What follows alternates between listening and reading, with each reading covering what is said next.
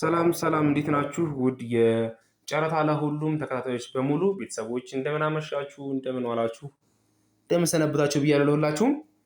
እንደምታዩት ደግሞ የጂጂጋ ጉምሩክ ያወጣውን የጨረታ መረጃ ይዤላችሁ መጥቻለሁኝ። የመጀመሪያ ተሽከርካሪ የሚሆነው ኒሳን ዲዝል ዩዲ ነው። እንደምታዩት ይሄ ሶስተኛ ዙር ይሆነዋል እየወጣ ያለው።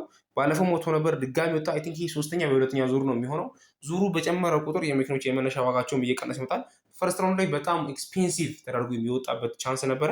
ይሄኛው እንግዲህ አሪፍ አማራጭ ነው። ጅጅጋ የምትኖሩ ወይም ሄዳችሁ የምትፈልጓቸው ከሆነ ሄዳችሁ መኮር እንግዲህ ይሄ ጨረታ ከወጣበት ቀን አንስቶ የሚያበቃው በ14/11/2018 ከጠዋቱ 4 ሰዓት ላይ ነው። እዛው በግቢያቸው ወይ በአዳራሻቸው ይሆናል። የጨረታው የሚካሄድበት ቀን እዛ ነው የሚሆነው። ሲፒኦ ለምትሉ ሰዎች ደግሞ ለሀራጅ ጨረታው ለእያንዳንዱ ተሽከርካሪ 200 ሺህ ብር የጨረታ ማስገበሪያ ዋስትና በሲፒኦ ማሳሰብ አለባቸው የሚል መረጃ ነው ድርጅቱ የላከው ለእያንዳንዱ ተጫራች የሚያገለግለው። ስለዚህም ይህንን ጨረታ መሳተፍ እያሰባችሁ ላላችሁ ሰዎች ሶሪ ይሄኛው መኪና ቀጣይኛው ነው እንድታዩ ብዬ ነው።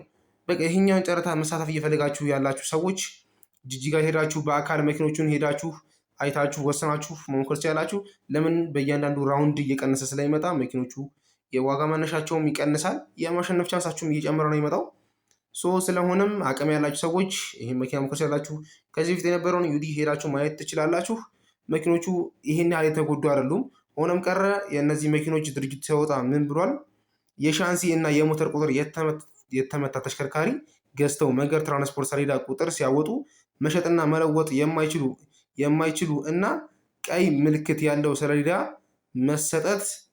በመሰጠት መንገድ ትራንስፖርት በኩል መስተናገድ የምትችሉ መሆኑን እንገልጻለን ብለዋቸዋል። ለሁላችሁም ጨራሾች በሙሉ ሄዳችሁ ቼክ ለማድረግ የምፈልጉ አሁንም ማነብላችሁ በጉምሩክ ኮሚሽን ጅጅጋ ቅርንጫፍ የላከውን የጨረታ ዝርዝር ነው ማነብላችሁ። ቀጣኛው መኪና ደግሞ እንደምታዩት ይሄኛው መኪና ነው።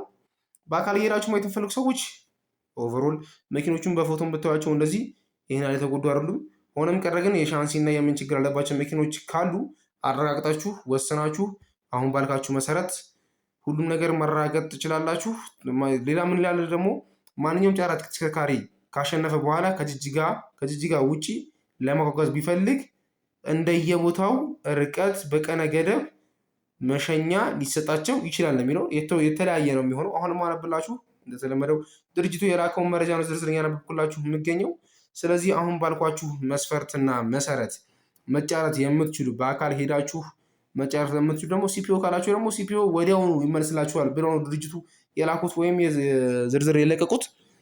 ስለዚህ በተባለው መሰረት መጫረት የምትፈልጉ መሞከር የምትፈልጉ ሰዎች እንደለመደው በ09422764 ደውሉልን፣ የምክር አገልግሎት እንሰጣችኋለን። ሳይረሳችሁ ደግሞ ይህንን የዩቲዩብ ቻናል ሰብስክራይብ ማድረጋችሁን የደወል ምልክቱን መንካታችሁም ሼር ማድረጋችሁም እንዳይረሳ። ለሌላም ሰው ለእናንተም ለቀጣይ ጊዜ እንዲመጣላችሁ ይሆናችኋል። ስለዚህ መጫረት የምትፈልጉ ሰዎች እንደተለመደው ሄዳችሁ ቼክ አድርጉ። ቀጣይ ፓስ ደግሞ የተለያዩ ሌላ ቦታ ኤፍኤስአሮች ከባርኮች ወጥተዋል፣ እነሱ እንለቅላችኋለን። ስለሆነ መሞከር ያላችሁ አቅም የምትፈልጉ ሰዎች ሄዳችሁ ቼክ አድርጉ። ቀጣይ ፓርት ደግሞ የተለያዩ የቤት መኪናም ከአዲስ አበባ ውጭም አዲስ አበባ የሚወጡ ጨረቶችን እነሱ እንለቅላችኋለን። ተከታተሉን። እናመሰግናለን። ቴንኪዩ